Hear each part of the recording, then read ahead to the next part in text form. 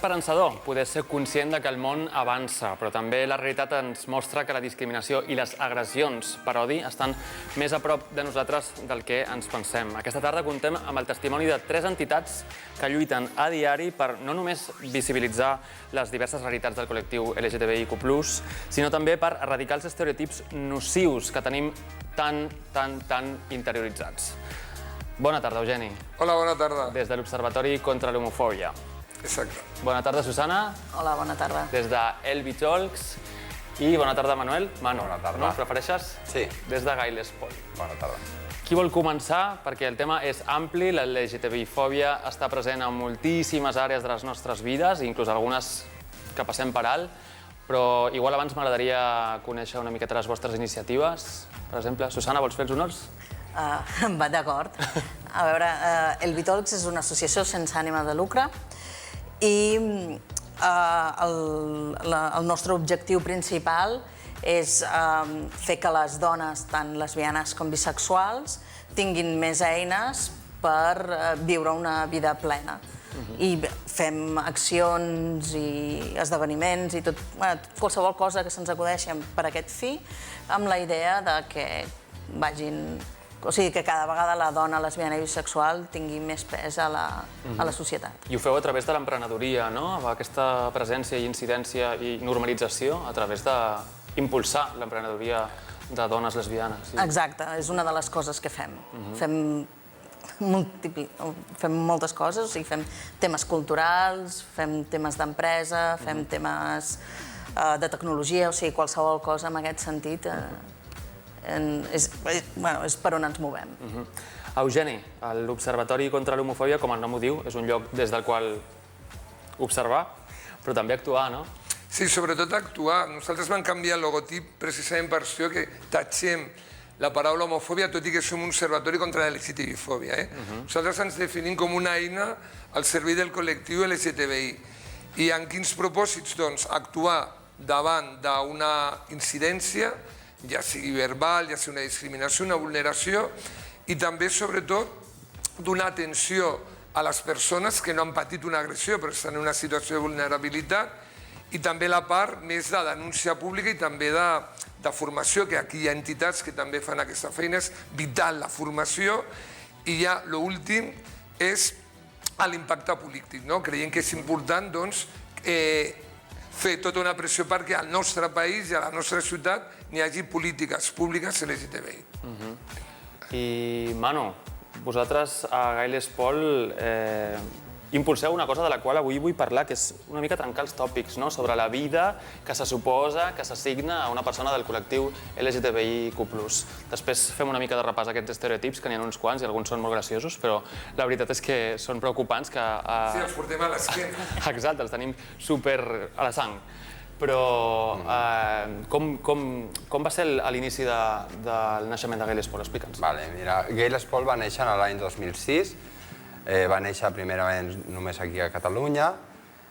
Després, en l'any 2008, des de la Federació Europea de Policies LGTBI, ens van proposar portar aquí a Barcelona la conferència anual sobre delictes d'odi. En aquesta conferència venen policies de tot arreu i es parla de delictes d'odi. Al seu inici, Gailes Pol, quina era la pretensió de Gailes Pol? Era principalment evitar la discriminació de les persones LGTBI dintre dels cossos policials i donar una visibilització d'aquestes persones també a totes les persones LGTBI, a tota la comunitat, perquè vegin que dintre dels cossos policials també n'hi ha persones del col·lectiu LGTBI. I que sofreixen discriminació dins dels propis cossos? Clar, l'associació va néixer per aquest motiu. També una de les altres tasques que realitzem és el tema de formació. Formació de delictes d'odi i discriminació i sensibilització sobre el col·lectiu LGTBI cap a tota la policia, en general. Per evitar els delictes d'odi dins i fora, no? I per, diguem-ne, també evitar i que tinguin un millor coneixement del col·lectiu LGTBI i de com s'ha de, diguem-ne, instruir els casos de delictes d'odi. Com és el procediment quan hi ha una agressió avui en dia a la ciutat de Barcelona? Quan hi ha una agressió a la ciutat de Barcelona tenim la sort que és una ciutat que tenim molts mitjans, tenim moltes eines, sí que és cert que ha crescut les incidències, també perquè, potser precisament pel mateix, perquè hi ha formes de denunciar-les, però és molt senzill.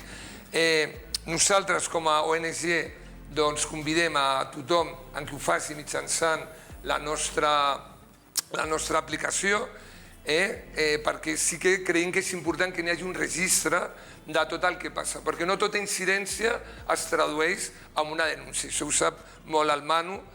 Som un col·lectiu que només el 16%, no a Barcelona, a tota Europa, denuncia pel canal oficial per qüestions atàviques.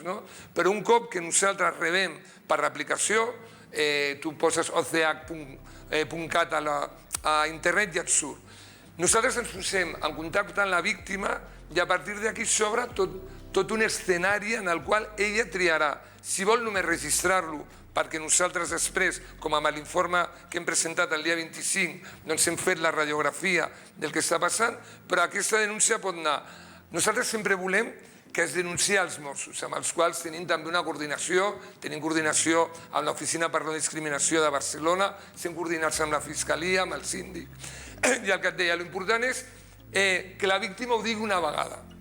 Un cop que ho ha dit, nosaltres ens encarreguem que aquest incident no sigui gratuït, que no sigui impune i sobretot que la persona tingui tota la seguretat que tindrà una atenció psicològica i un acompanyament jurídic. Aquesta és la nostra tasca fonamental. I vull insistir en el que deies. Una incidència, un fet que pot ser molt greu, no pot acabar en un circuit legal i un que no és tan greu pot acabar en un circuit legal. És a dir, el circuit oficial no parla de la gravetat dels fets. Això és el que vull, i sí, per suposat, convidar a tothom que ho faci també als Mossos, però no sempre les persones tenen la possibilitat de denunciar-les als Mossos. I després hi ha un altre tema, i acabo, que, per exemple, l'altre dia em dèiem això, l'acusació particular. També hem de ser conscients que t'has de personar en el procés legal, i això no és gratis, i això és una tragèdia. S'ha de posar un procurador, s'ha de posar un advocat, i això moltes vegades significa que la persona no pot anar fins al final del circuit que pot tindre molts recursos. Per tant, jo convido a tothom que si ha patit una agressió ho denunciï i després estudiarem la millor forma perquè la seva dignitat quedi restaurada. M'agradaria recordar-vos que podem seguir conversant, si voleu, a través de les xarxes socials amb el hashtag PrideBCN2020 i també serà una manera ràpida d'accedir a la informació de les entitats que aquesta tarda ens acompanyen. Susana, a través dels vostres esdeveniments, les vostres xerrades, totes les vostres iniciatives, intenteu lluitar contra la invisibilitat femenina, per dir-ho d'alguna manera, a molts nivells, sobretot al nivell empresarial. Sí, i les dones normalment no estan fora de l'armari a la feina. Hi ha càlculs aproximats de que més del 70% de les dones estan dins de l'armari pels seus caps i companys de feina. I una de les coses que nosaltres volem aconseguir és que això deixi de ser així. O sigui, quan tu no expliques obertament que ets lesbiana, no només estàs amagant això, sinó que estàs amagant una part molt important de la teva vida privada que els teus companys a 5 minuts de conèixer ja t'ho estan explicant, què han fet el cap de setmana amb els seus fills o amb la seva parella a qualsevol lloc. Llavors, aquesta situació fa que les persones homosexuals a la feina que no expliquen això tinguin una socialització pitjor, o sigui, que es tinguin com discriminades, i això evita que puguin accedir a càrrecs millors, posicions millors, i nosaltres volem evitar això. I el que intentem fer és donar-los eines i donar models que seguir, o sigui, dones que han arribat a llocs directius o que tenen posicions importants tant a l'administració pública com a empreses importants, i donar-los aquests exemples i les solucions. I també intentem treballar amb la gent de recursos humans perquè aconsegueixin que això, o sigui, que la diversitat dintre de l'empresa inclogui les persones LGTBI. Seguim. A través d'aquestes trobades que feu a El Vitorx, Susana, entenc que en moltes d'elles sorgeixen solucions pràctiques, però també deuen haver-hi noves corrents de pensament traient el caparró, no? Bueno... Sobretot de plantejar-se de com podem avançar cap a una societat que rebutgi qualsevol discriminació, especialment la d'identitat de gènere o orientació sexual. Bueno, cada vegada hi ha més... O sigui, hi ha gent que s'ho planteja d'una forma diferent, hi ha gent que decideix que no necessita etiquetes, hi ha gent que diu que sense les etiquetes no es pot viure. O sigui, tot això és algo totalment personal i està perfecte que qualsevol persona, o sigui, cada persona agafi la seva forma d'expressar-se lliurement. Sempre que això no et coaccioni, faci que parlis o et relacionis de forma diferent a la societat. I que això finalment t'acabi limitant. Per això nosaltres, o sigui, el que intentem és que tothom, quan accedeix a una feina, tingui la possibilitat de viure lliurement, o sigui, parlar de la seva vida com parlaria qualsevol persona heterosexual i que, a més, no se li penalitzi per això. O sigui, que aquest és la gran por i és una que continua succeint avui en dia. És que, a part de les discriminacions que hi ha en el món real, per dir-ho d'alguna manera així ràpida, també dins del col·lectiu hi ha moltíssimes discriminacions, com per exemple la plomofòbia, cordofòbia, etc. És això també part del problema, no? En realitat ens ho hem arribat a creure tant que al final ens autocensurem, no? Hi ha una part que sí i una part que no. O sigui, és bastant normal que quan accedeixes a un nou lloc de feina doncs vagis amb una miqueta de cura perquè no et facin fora el dia següent, sobretot. Ja també a l'hora de plantejar-te quina feina vols fer, no? Inclús una persona adolescent avui en dia, estic segur que, igual hi ha molts més referents que fa 20 anys, però estic segur que encara hi ha dubtes, no? En el moment de què vull estudiar? Doncs com que m'agraden els nois, tinc 4 carreres comptades. És així, no? Això és el que nosaltres també parlem una mica d'aquest tema. O sigui, clar, una persona del col·lectiu LGTBI pot treballar de qualsevol cosa, pot estudiar qualsevol carrera o el que vulgui. Realment no n'hi ha unes professions determinades pel col·lectiu LGTBI i això és una que per tema educacional o per estereotips, prejudicis, el col·lectiu LGTBI també l'ha agafat com seu. Llavors, és molt important que el col·lectiu vegi que tots els oficis el pot fer. No n'hi ha oficis del col·lectiu LGTBI i tampoc... És el mateix ens passa a nosaltres com a associació de policies. Doncs clar, se sorprenen. Policies LGTBI els hi xoca. Avui dia encara xoca. Per sort, cada cop menys. Cada cop més és més visible el col·lectiu LGTBI dintre els cossos policials, igual que dintre qualsevol altra professió. Però és una que es té que començar a treballar. Avui dia ja es treballa molt també amb el tema de gènere i la segregació laboral, el mateix. Es té que començar a treballar aquest fet, més que res per evitar encasillar el col·lectiu LGTBI en uns certs oficis i donar-li visibilitat al col·lectiu LGTBI a tot arreu, que és molt important.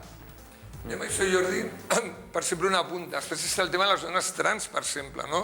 O sigui, sent estereotipats, però hi ha un sector nostre que no accedeix al mercat laboral, no?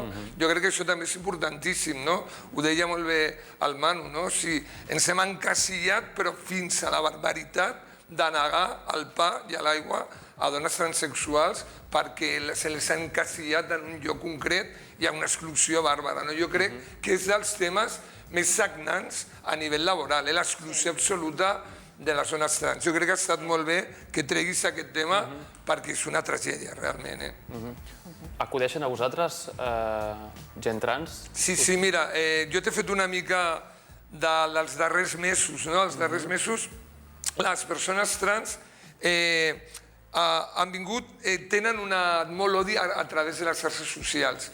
Saben que és un lloc on l'odi funciona, però sí que realment pateixen un odi molt gran a les xarxes socials. També volia fer referència al tema de les dones lesbianes, que crec que és molt important en la feina que feu, perquè és un col·lectiu que no es visibilitza moltes vegades la realitat. Nosaltres estem donant prioritat a les acusacions particulars que et deia abans, de facilitar, i per exemple, ho comentaven abans, abans d'estar aquí, mentre estàvem als camerinos, com una molt heavy va ser dues dones que estan amb els seus fills i pateixen l'odi d'un tio que ve, les veu en un bar i els insulta.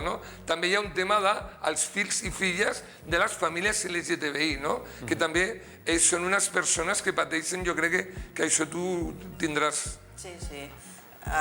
Les famílies LGTBI,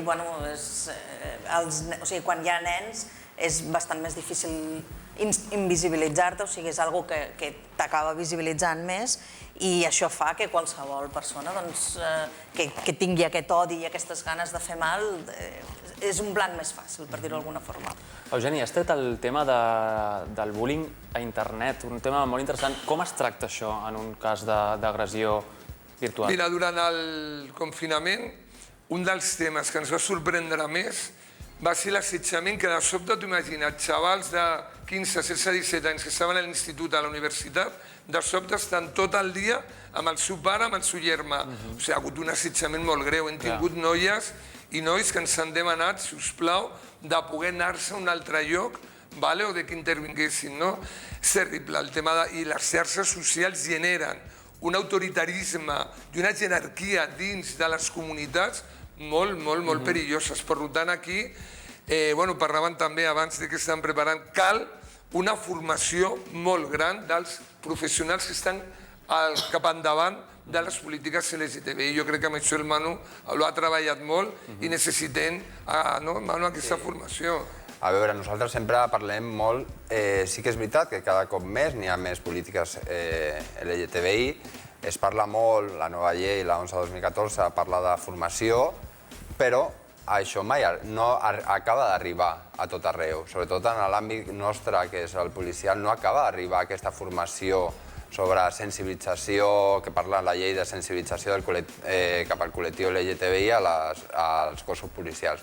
Això no acaba d'arribar. No n'hi ha un pla estratègic per fer aquesta formació a nivell global de tota la policia de Catalunya.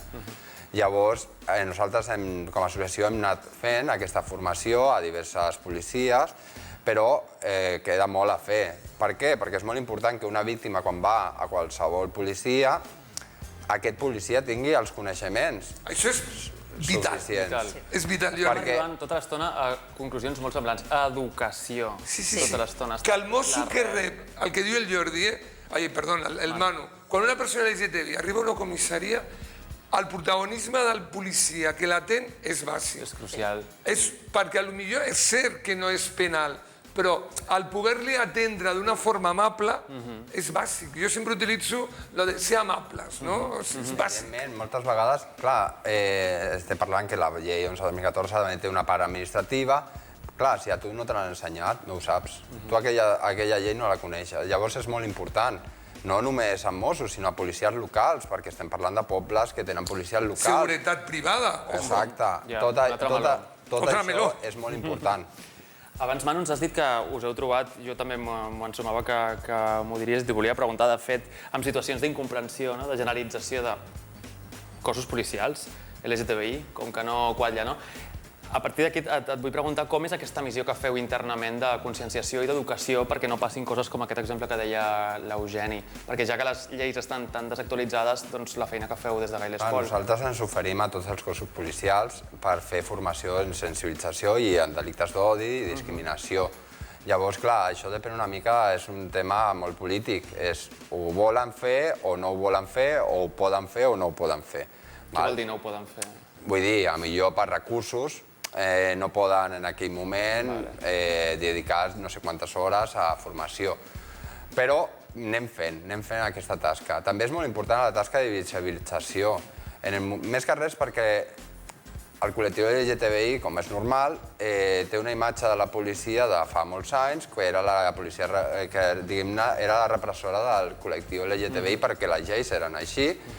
Llavors és molt important de fer aquest pas i igual que ho fa l'Observatori, adreçar a aquelles persones que han patit un delicte, adreçar-lo a la comissaria, que facin aquesta denúncia i que els hi tenen que acompanyar en tot el procés. O sigui, és veritat que la policia cada cop més, diguem-ne, va més amb els temps i fan més campanyes per evitar els delictes d'odi i discriminació i, clar, falta aquell petit, com jo dic, petit però que és molt gran, empeny de fer aquesta formació específica per intentar donar la millor resposta possible a aquelles persones que pateixen un delicte d'odi o una discriminació, que al final també és, com diria jo, és molt...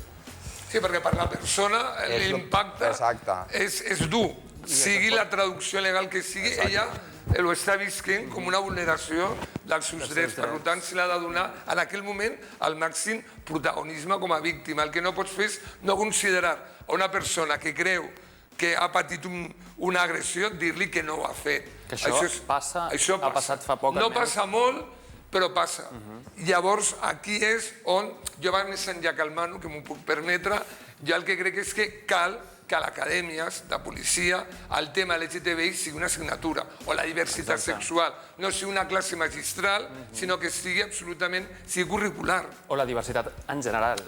Bueno, però la diversitat, però també anem a tirar a escombrar, que se m'ensona l'orgullo cap a nosaltres, no? Cal que n'hi hagués una diversitat afectiva, sexual i de gènere, com hi ha altres policies, crec, Manu, si no m'equivoco, crec que al País Basc hi ha aquesta, no?, curricularment. Sí, nosaltres hem anat a fer xerrades a l'acadèmia. Bueno, xerrades no, realment hem fet 6 hores lectives per cada aula de classe, que són uns 30 alumnes. O sigui, clar, allò ja pots donar una visió molt més àmplia, pots fer, com diria jo, casos pràctics, de parlar. Clar, quan tu fas una conferència a 400 persones una hora, no et dona temps a fer res més. Explica'ns algun exemple d'alguna eina concisa, algun exemple que puguem entendre d'algun consell que hagueu fet en aquestes formacions. Clar, en aquestes formacions què fem? És explicar el que és el col·lectiu LGTBI, explicar què és el sexe, què és el gènere.